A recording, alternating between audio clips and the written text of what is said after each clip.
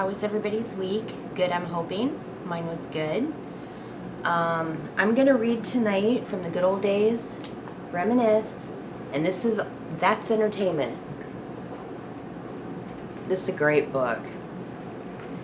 Okay, the title of this is I Saw FDR and Frankie on the Same Day.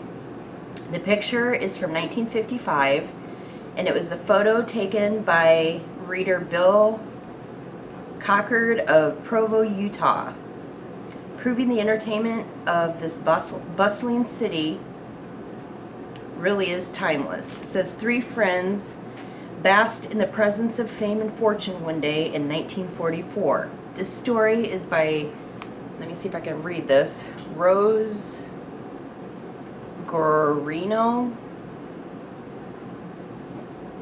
Conchetti, Wading River, New York. Sorry, some of these names are really hard for me to pronounce.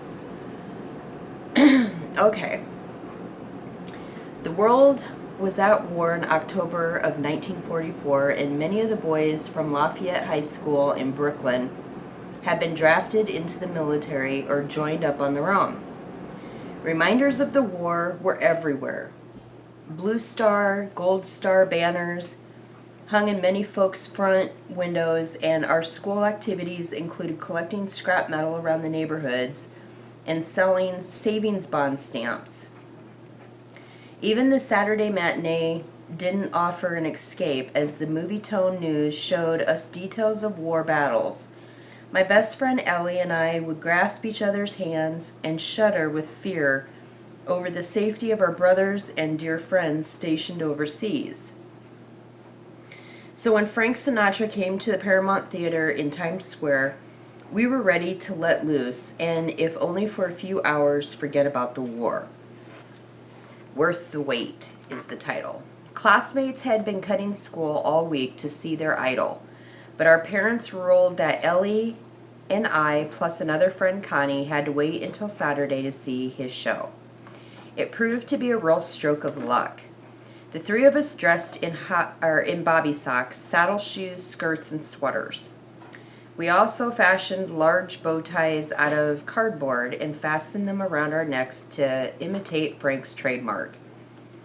There was a steady drizzle all day, but it didn't dampen our spirits any. None of us had seen Frank Sinatra before, and we were caught up in the excitement of the crowd that stormed the theater when it opened.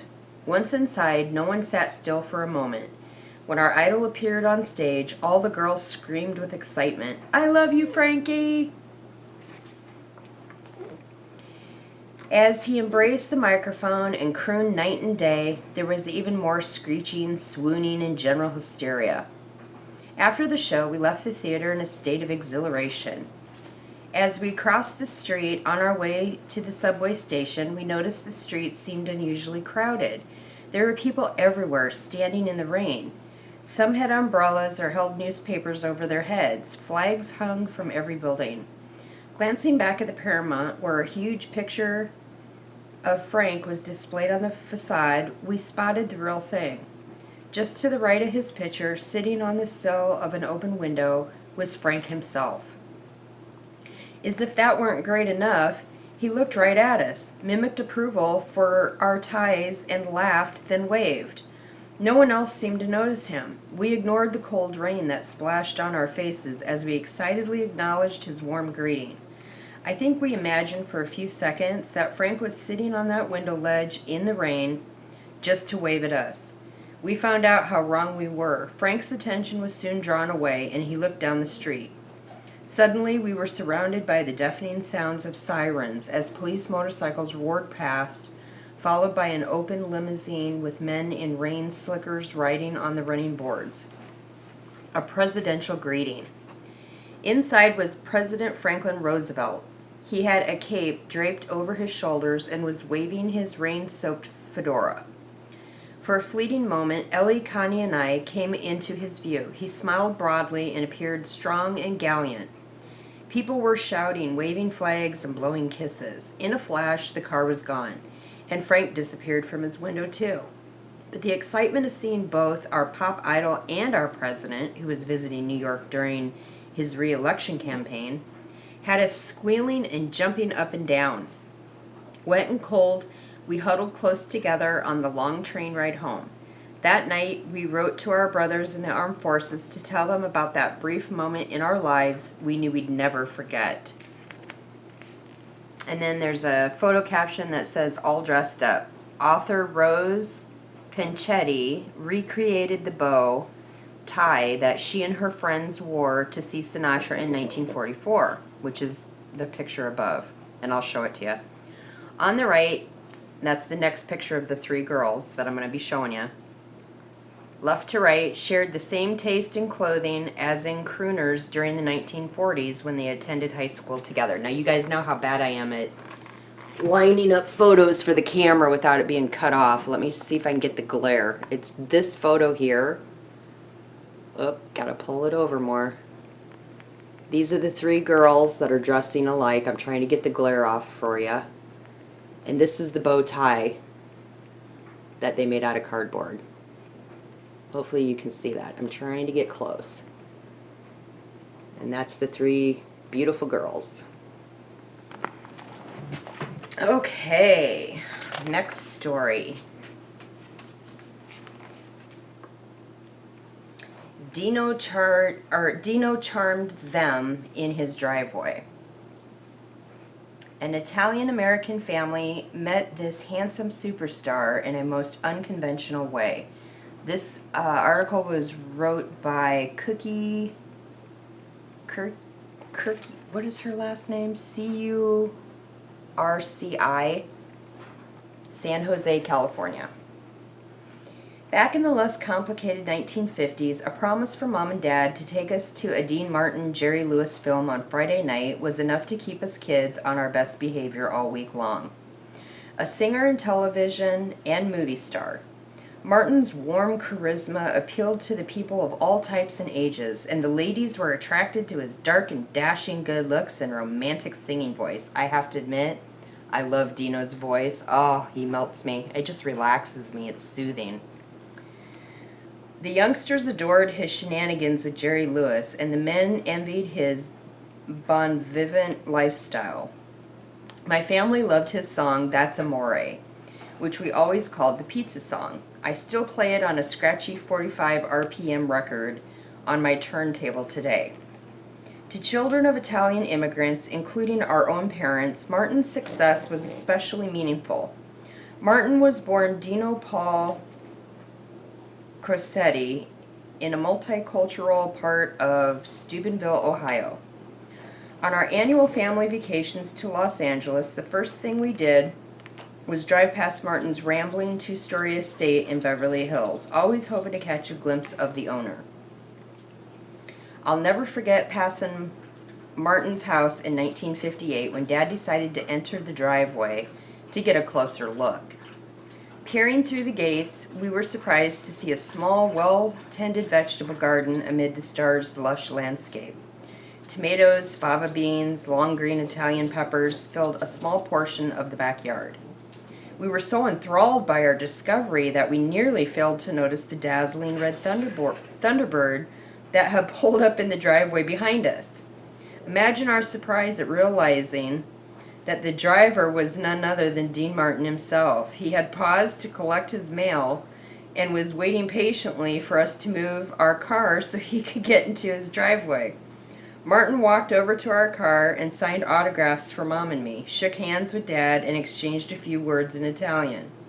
He was just as easygoing and charming as in real life as he was in his onstage persona. That day, our family drove away on cloud nine, reliving the excitement over and over for many years to come. And here's the photo. Whoops, it's going to be of this page. Trying to get the glare off for you guys. And then that's her writing the story when she was a child.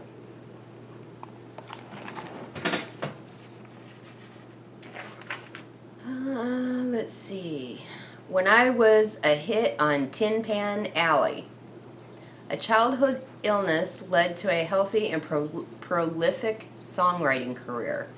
This is by Kay Twomey of Wesley, Massachusetts. And this will be the last story I read for today.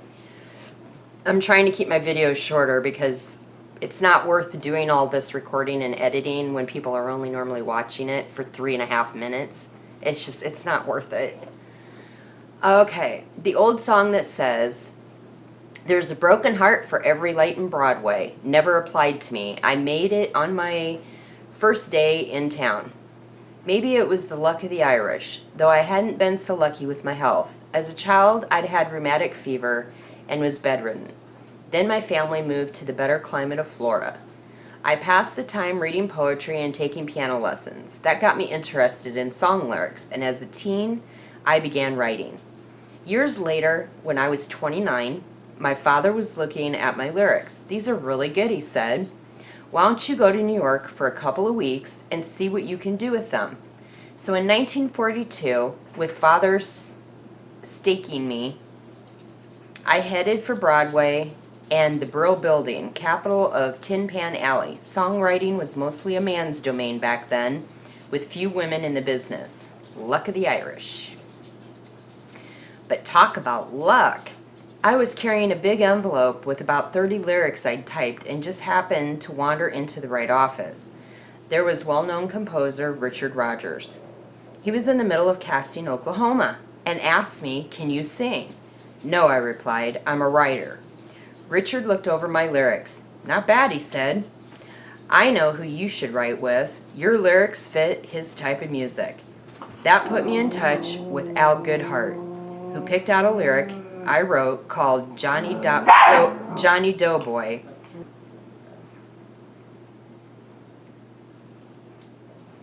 So I'll show you these pictures.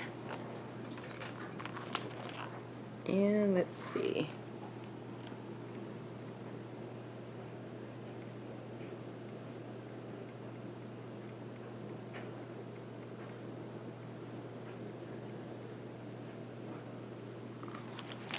Okay guys, I won't keep you much longer. I'll let you get back to your lives and your busy days. I hope this Sunday's relaxing and nobody is in severe weather conditions with all this rain. We're getting rain for like 7 days straight now. And I'm kind of panicking because my garden's like getting pretty big and pretty, luxurious, and I'm afraid it's going to flood and destroy everything. I got cabbages that are... Oh, I should do an update on my garden before it floods. Maybe I'll do that if there's a break in the rain. Okay guys, let me know what kind of good old days topics or stories you'd like me to read. I have got, this is just a small fraction of my library. I mean, just like a handful. I have like 4 of these stacks. I have a book specifically on the war back then. I have tons of Depression eras. I've got Making Fun When You Were a Kid. I got Cooking Up a Storm, and there are some recipes in here that I'm willing to put on camera for you to copy down of Depression era recipes. I have Going to Grandma's House.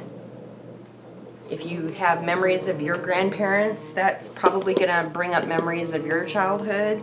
Of course, the books that everybody has. We had Everything But Money. When the Banks Closed and We Opened Our Hearts, which is another one that everybody has.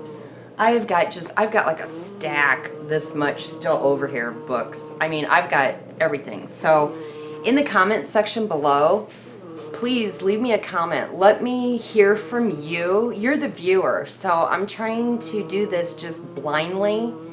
And let me know, Bullet, please stop growling. Please. Bullet, honey. Bullet, you are just not happy tonight. So please, just let me know what interests you and what memories you want to kind of have jarred up from your childhood of good, the good old days. I want people to feel good watching my channel. I want you to love my channel to where it makes you feel good or gives you, things to think about that maybe you normally wouldn't on a day-to-day basis.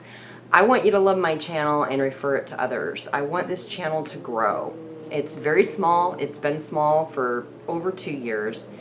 I would really like it to finally grow, at least, you know, double where it's at now, because it's not that high for subscribers.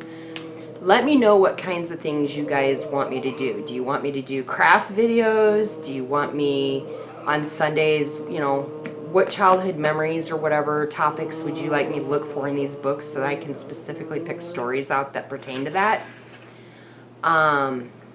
You know, let me know what kind of content you would like to start seeing that would really grip your interest. Okay, you guys, have a great Sunday. See you next Sunday for Good Old Days Story Time. Blessings.